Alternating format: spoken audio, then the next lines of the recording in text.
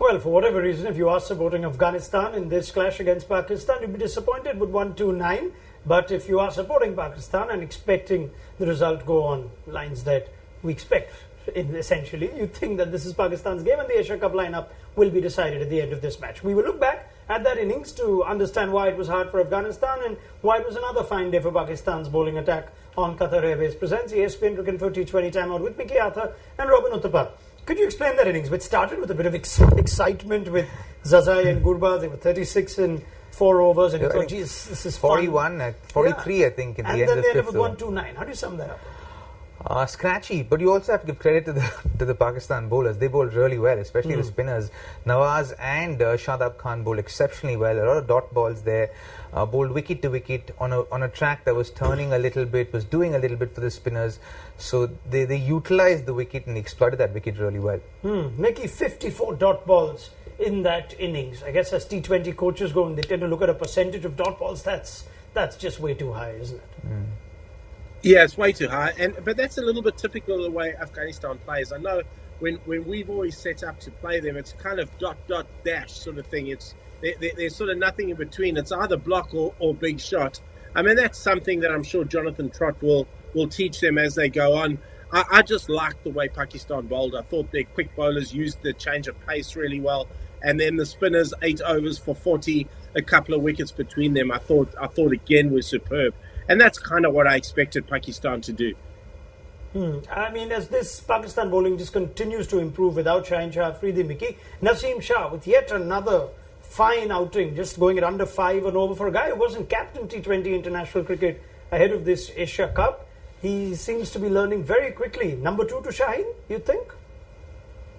Yeah, look, it's going to be interesting now. You know, they all queuing up there to be the guy behind Shaheen Shah, and that's really good for Pakistan cricket. I thought he was outstanding today, and I think the way he bowled in terms of using his change of pace as well was he had a clear understanding and a clear confidence for his variations and a clear understanding of when to use it. I think he was great, and yeah, he's certainly making himself the number 2 now. 19 years old, Naseem Shah. We shouldn't forget that. He's learning fast. Super exciting fast bowler, and I think form plays such an important part, right? Against Netherlands, he played the one-dayers and he played so well there. And then he's coming off that confidence and he's coming into the Asia Cup. And then I think in his first ball of T20 cricket, he gets the wicket, he gets KL Rahul out inside edge. And then it's only gone up from there. But they'll probably have a problem of a plenty, Pakistan, when it comes to the fast bowlers in the World Cup. Not a bad problem to have, honestly. Can't help but liken him to, say, Umran Malik, who's got all of us excited. There's a lot of pace there. Now, Naseem Shah's played 13 test matches very quickly after almost being fast-tracked into the test squad. Something for us to probably draw a comparison to see what's helped Naseem Shah become such an effective T20 bowler already? Perhaps, yeah. I definitely look at someone like Umran Malik and think, will he sustain test match cricket, right? As in, with the fact that he bowls as quickly as he does, will he be able to sustain 4-day, 5-day cricket? And which is what they're testing out at the moment. He's playing India A and he's out there playing 4-day matches, and to see how he comes off there. And if he comes off there, I think you could see him being fast-tracked into this Indian team. Mickey, you've worked with so many young fast bowlers, I'm sure, in your time. It's a great experience, but what sets the difference between a guy who's got raw talent and who learns quickly, who ends up being an all-format sort of bowler? What's the key? I think the key is just allowing them to grow. So with those young quick bowlers, what Pakistan have done well, and I know Naseem Shah was very, very young when he came away with us. I remember watching the Pakistan under-19 side, it must have been 4 or 5 years ago now, and watching Shaheen Shah and Naseem Shah take the new ball in the World Cup in New Zealand. I remember sitting in the high performance center watching this and thinking, those two guys are guys that we can work with. And then bringing them into our squad fairly early. No intention of playing them, but allowing them to grow within a structured and professional environment. And I think India have done the same with Umran Malik. We saw him out here at Derby when India were on tour here. He actually played against us. He looks a real good prospect. And I think India have handled him really well in that they've allowed him to experience the environment, and from that he will just grow. It's all about these guys learning what a professional environment entails and how it's going to make them a better bowler. The variations that we're seeing from Naseem Shah, it's one thing we tend to say if we are making the comparison, does Umran have variations? Can he come up with variations? Is that something a bowler just figures out on his own? Yeah, along the way, but you also have to have someone to be able to guide these guys, right? And I think at the moment Umran doesn't necessarily have the kind of variations that someone like Naseem has, but it's still early days, and I think in time you'll see such variations. But you gotta give credit to Naseem. He's kind of bowled those variations really well. The slower balls are coming through very well from him. I tell you what, we speak of Naseem Shah, but let's spend a word on Shadab Khan too, who. Just with today, the only thing you remember is it's the first couple of sixes that he's been hit for in the Asia Cup. He does strike you, Mickey, as a guy who's at the top of his game now. I mean, his reaction to being hit for six, his reaction on getting wickets, seems like a guy who's bossing his game at the moment. Yeah, I think he's very, very confident now. He understands his game. He knows what he wants to do. He didn't leave the stumps today, bowled a lot of googlies, and that's his game. When he's doing that, he's confident. He's confident in his ability. And that comes out with him in the field as well. He's a gun fielder, but you can always tell by watching him in the field as to what his confidence is with the ball. And you can see the way he's running around, diving, etc. in the field tells you he's very, very confident with ball in hand at the moment and confident of his ability to get wickets and do a hell of a job.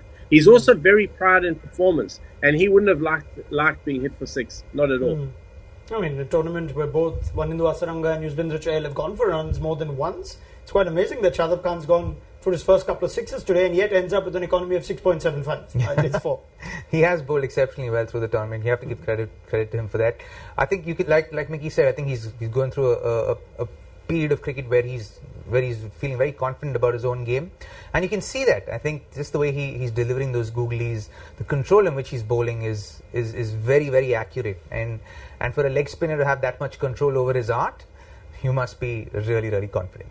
I tell you what, we're going to be just having perhaps a deeper conversation on Afghanistan's batting, and what's missing, as Mickey Arthur points out, that they need to find those gears in the middle. 129 is what they've effectively managed in 66 balls, given 54 of those were dots. But let me ask Mickey if this was a challenging surface to bat on, Mickey, or will we see it far easier for Pakistan?